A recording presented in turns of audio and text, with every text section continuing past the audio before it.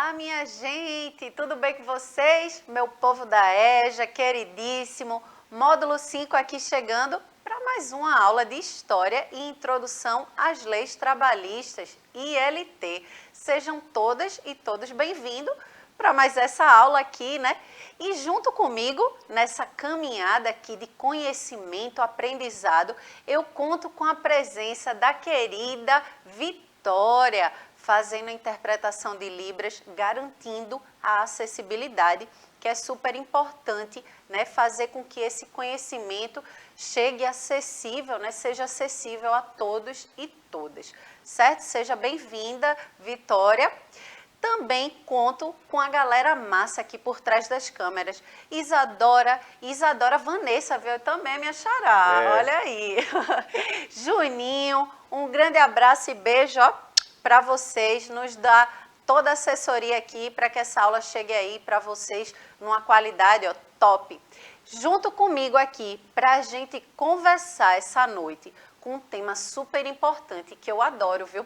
Está o professor Giorgio. Fala aí, Giorgio. Boa noite, gente bonita do meu Brasil varonil. Entra no ar a nossa TV Nova Nordeste pela Educa Recife. A aula hoje tá massa, tá show. Não ria não, professora, não ria não. Eu tô rindo, sabe por quê, minha gente? Porque eu tô contente, tô entusiasmada aqui. Olha A gente ter a presença desse professor aqui é um privilégio, viu? Então, nessa animação toda, vamos embora. Porque o tema dessa aula de hoje é as relações de trabalho e a sociedade. Olha só, um tema super importante, né? O trabalho. A gente não existe nenhuma sociedade sem uma relação de trabalho, né? Por mais que você diga assim, eu não tenho um emprego, né? Ou as pessoas ali que não querem ter um emprego, que eu acho que é difícil a gente encontrar isso na nossa sociedade, né?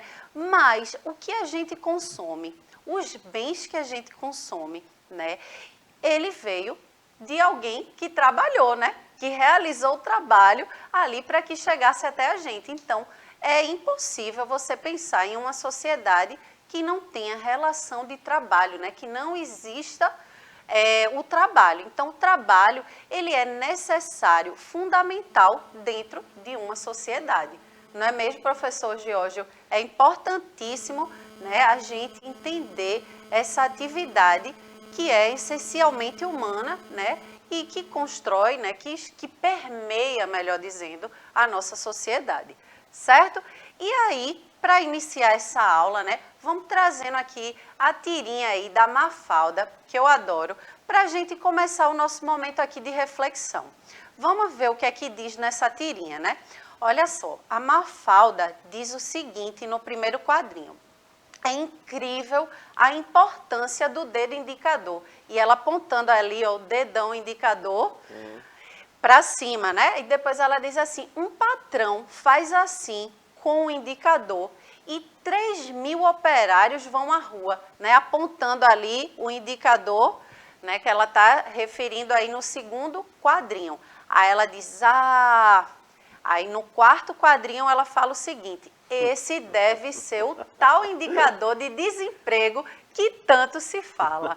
Eita, essa estimativa que a gente sempre vê falar aí, né, do desemprego, né, que vem crescendo, aumentando. Será que é esse dedo indicador aí que a Mafalda vem falando? Não, o indicador que ela tá fazendo aí a analogia, né, não é esse.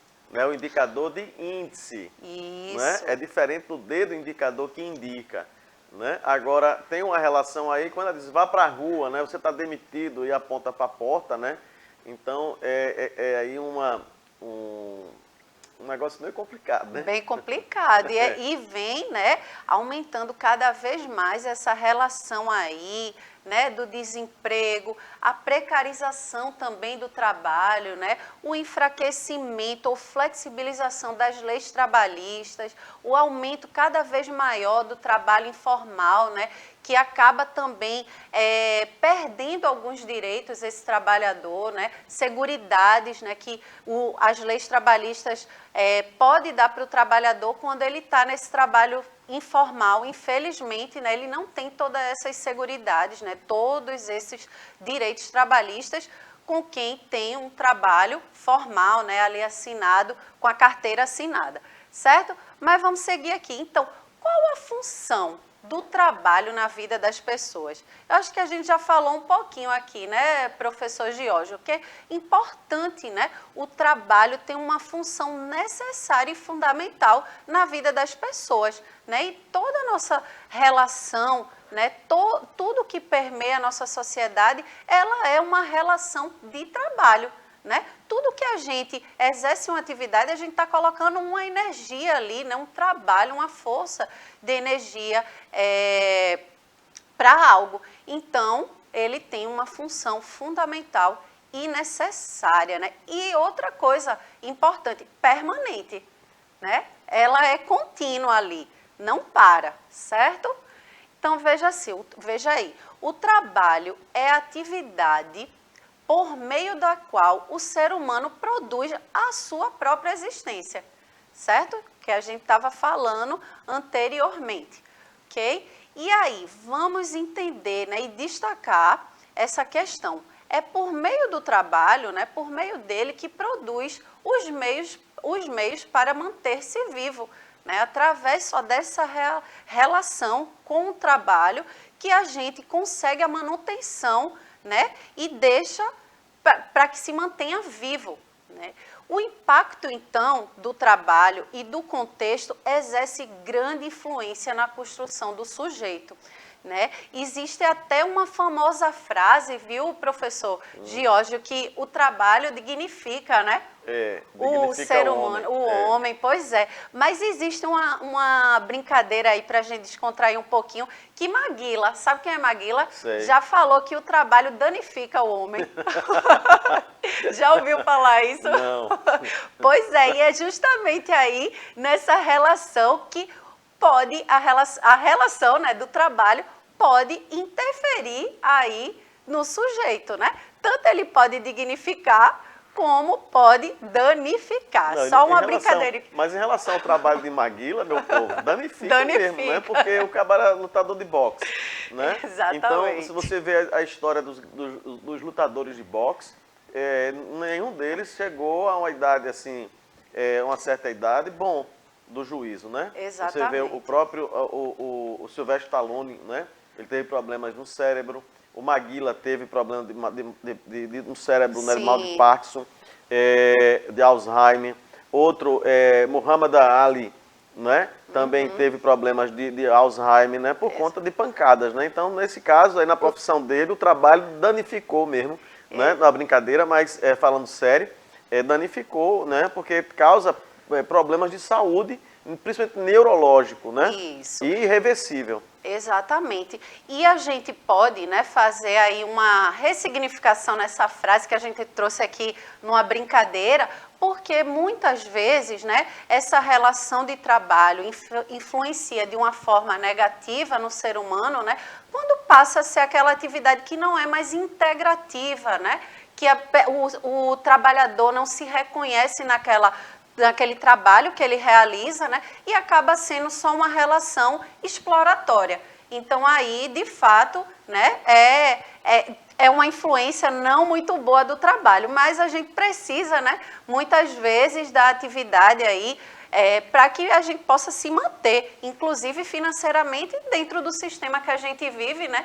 E onde está em torno aí a questão financeira, monetária, né? Então, dentro do sistema capitalista, é fundamental que a gente tenha um trabalho assalariado, né? Então, vamos seguindo aqui. Então, o trabalho no decorrer da história. Vamos entender aqui, né, como foi ao longo da história essa relação aí de trabalho. O indivíduo, né, no começo ali dos tempos, numa sociedade mais simples, mais primitiva, o indivíduo estava ligado à terra, à questão mais agrária, né, agrícola. Então, onde tirava o seu sustento e o da sua família.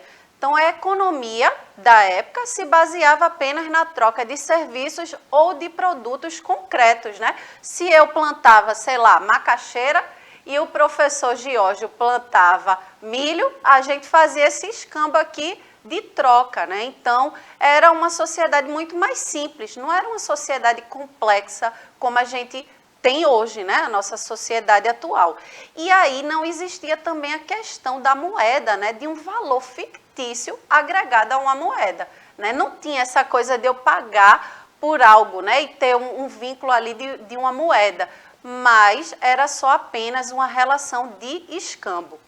E outra questão importante é que essa estrutura, né, dessa sociedade primitiva era rígida. Então, não existia, né, ou pouco ou nenhuma mobilidade para os sujeitos, mobilidade social, certo? Então, o quê? Se um camponês nascia camponês, ele ia morrer camponês. Da mesma forma, se um nobre nascia nobre, ele morria nobre. Então, não havia mobilidade social. Ela era muito bem rígida e definida, certo? Diferente da sociedade de hoje, né? Que a gente pode se ascender socialmente, né? Através do trabalho, através do estudo, a gente pode, né, galgar, almejar e chegar em patamares diferentes, né? Ter essa mobilidade. Então, o surgimento da indústria altera profundamente o sentido estabelecido para o trabalho.